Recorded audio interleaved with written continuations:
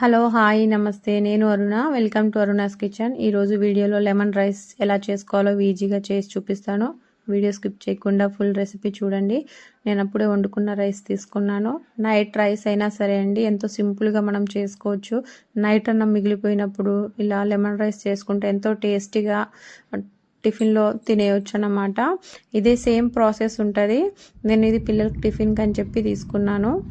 అదే రెసిపీ మీతో షేర్ చేస్తున్నాను. నేను ఏమేమి కావాలంటే గ్రౌండ్ నట్స్, కాజు కొన్ని, లెమన్ 2 తీసుకున్నానండి. మనం రైస్ క్వాంటిటీని బట్టి మనం తీసుకోవచ్చు ఎక్కువ తక్కువ అనేది. జీరా, ఆవాలు, మినపప్పు, శనగపప్పు తీసుకున్నాను. కరివేపాకండి. ఒక పచ్చిమిర్చి ఒకటే తీసుకున్నా.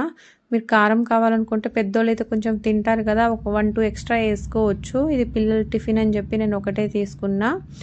ఒక చిన్న అల్లం ముక్క. అల్లం వేయడం వల్ల మంచి ఫ్లేవర్ అనేది వస్తుంది. తినేటప్పుడు టేస్ట్ చాలా బాగుంటుంది అన్నమాట. 2 ఎండుమిరపకాయలు తీసుకున్నాను తాలింపు కోసం. మనము లెమన్ జ్యూస్ పిండుకున్నాం కదా, దాన్ని అన్నం బాగా చల్లారనివ్వాలన్నమాట. నైట్ రైస్ అయితే డైరెక్ట్గా కలుపుకోవచ్చు, అది చల్లగా ఉంటుంది కాబట్టి. ఏడన్నం అయితే అది కంప్లీట్గా చల్లారాకనే లెమన్ జ్యూస్ అనేది కలుపుకోవాలి. ఈ లెమన్ జ్యూస్ సాల్ట్ కలుపుకొని పక్కన పెట్టడం వల్ల ఆలోపు మనము పోపు వేసుకుంటాం కదా, ఆలోపు ఇదంతా అన్నంకి పట్టేసి మంచి టేస్ట్ అనేది వస్తుంది, పులుపు. ఇప్పుడు మనం కడాయి పెట్టేసి పోపు వేసుకుందాము. నేను 1.5 స్పూన్ అనేది ఆయిల్ వేసుకున్నాను.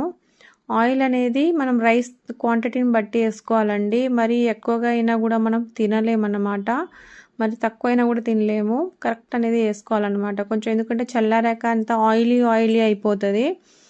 దీంట్లోనే నేను శనగపప్పు వేసుకున్నాను, మినపప్పు, గ్రౌండ్ నట్స్, కాజు 1 by 1 వేసుకుంటూ ఫ్రై చేసుకున్నాను. ఎండుమిరపకాయలు, జీరా, ఈ పచ్చిమిర్చిని కొంచెం తెంపేసుకున్నా. పెద్దలు అయితే కొంచెము ఇలా మధ్యలోంచి కట్ చేసుకొని వేసుకోవడం వల్ల కొంచెం ఘాటు అనేది తగులుతుంది కదా, అలా బాగుంటుంది. కరివేపాకు వేసుకున్నాను. హింగ్ అండి, కొంచెం హింగ్ వేసుకున్నాను, ఇది మంచి ఫ్లేవర్ వస్తుంది. దీంట్లోనే పసుపు వేసుకున్న 1/2 టేబుల్ స్పూన్.